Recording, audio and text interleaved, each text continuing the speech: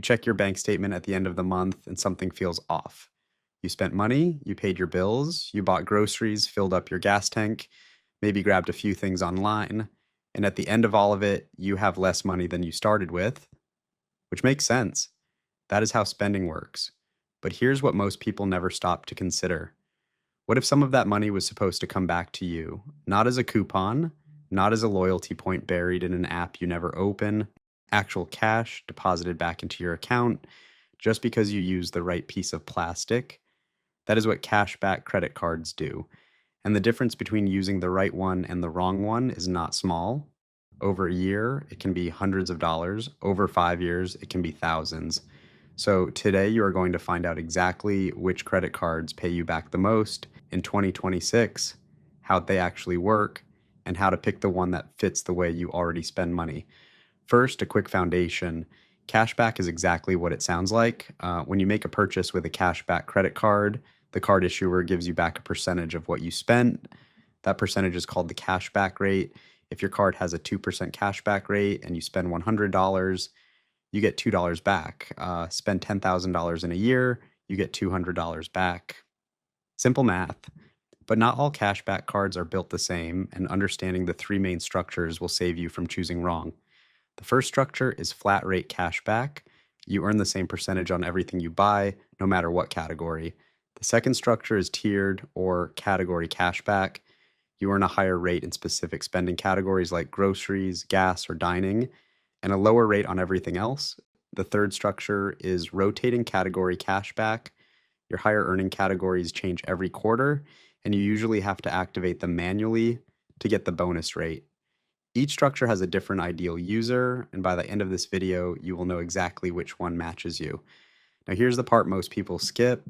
The Consumer Financial Protection Bureau, which is the federal agency that oversees how banks and credit card companies treat consumers, has found that the average American household carries 2 to 3 credit cards at any given time. But research from the Federal Reserve shows that most of those households are not optimizing which card they use for which purchase. They're leaving real money on the table every single month, not because they are bad with money, because they never took 20 minutes to understand which card earns them the most on the things they already buy. That is what this video is going to fix. Starting now, card number 1, the Citi Double Cash card. This is the flat rate king. You earn 2% cash back on every purchase, 1% when you buy and 1% when you pay your bill. No categories to track, no rotating bonuses to activate, no annual fee. You just use the card, pay your balance, and money comes back to you. That is it. Ted Rossman, a senior industry analyst at Bankrate, who has spent years researching credit card economics, has repeatedly called the Citi Double Cash one of the strongest everyday cards on the market for people who want simplicity without sacrificing reward value. And the math backs that up. If your household spends $3,000 a month on this card, you are earning around $720 a year in cash back just from spending money you were already going to spend. The Citi Double Cash is best for you if you want one card that does everything reasonably well without making you think about it. If the idea of tracking categories makes your eyes glaze over, this is your card. Card number 2, the Blue Cash Preferred Card from American Express. This one is built for families and heavy grocery spenders. You earn 6% cash back at US supermarkets, up to $6,000 in spending per year. You earn 6% on select US streaming services. You earn 3% at US gas stations and on transit, and you earn 1% on everything else. The annual fee is $95. That sounds like a cost. But run the numbers. If you spend $500 a month on groceries, which is close to the national average according to the Bureau of Labor Statistics, you're earning $30 a month just from groceries. That is $360 a year, minus the $95 fee. You are still net positive by $265 before you count gas, streaming, or anything else.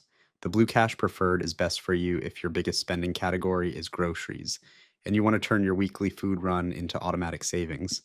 Card number 3, the Chase Freedom Unlimited. This card is a hybrid. It gives you 1.5% cash back on all general purchases, but it also gives you 3% on dining and drugstores and 5% on travel booked through Chase Travel. No annual fee. It is one of the most flexible cards on this list because It rewards you at a decent rate across the board while adding real upside in categories that most people spend in regularly. Dining out, picking up prescriptions, booking flights. The Chase Freedom Unlimited also pairs exceptionally well with other Chase cards if you ever want to upgrade your strategy later. Valuations from The Points Guy, one of the most widely referenced travel and rewards publications in the personal finance space, consistently place the Chase Freedom Unlimited among the top no fee cashback cards because of how well its earning structure matches the spending patterns of most American households. Card number 4, the Wells Fargo Active Cash Card. Another flat rate card, but with a wrinkle. You earn 2% cash rewards on purchases, matching the Citi Double Cash in raw earning power, but with no condition attached to paying your bill first. You just spend and earn. There's also no annual fee. Where this card stands out is in the welcome bonus and the cell phone protection benefit. Wells Fargo offers a $200 cash rewards bonus when you spend $500 in the first 3 months, which is an extremely low spend threshold, and it includes up to $600 per claim in cell phone protection if your phone is damaged or stolen, as long as you pay your monthly wireless bill with the card. If you have been on the fence about switching to a flat rate 2% card, the Active Cash often wins that comparison simply because it asks less of you to get started and offers tangible protections that go beyond your statement. Card number 5, the Discover It Cashback Card. This is the rotating category card of the group. Every quarter, Discover announces a set of bonus categories where you can earn 5% cash back, up to $1,500 in spending that quarter. Categories rotate through things like grocery stores, gas stations, restaurants, Amazon, PayPal, and wholesale clubs throughout the year. On everything outside those categories, you earn 1%. The annual fee is 0. Here's what makes Discover It especially powerful in your first year. Discover matches all the cash back you earn at the end of your first 12 months. Automatically, if you earn $200 in cash back in year 1, Discover doubles it to $400. No cap, no catch, just a one-time first-year bonus that makes this card nearly unbeatable for new card holders who are willing to activate the quarterly bonuses. The key word is willing.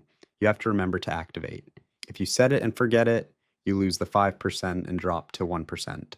But if you stay engaged, the Discover It can outpace almost every card on this list in year 1. So how do you choose? Here's the framework.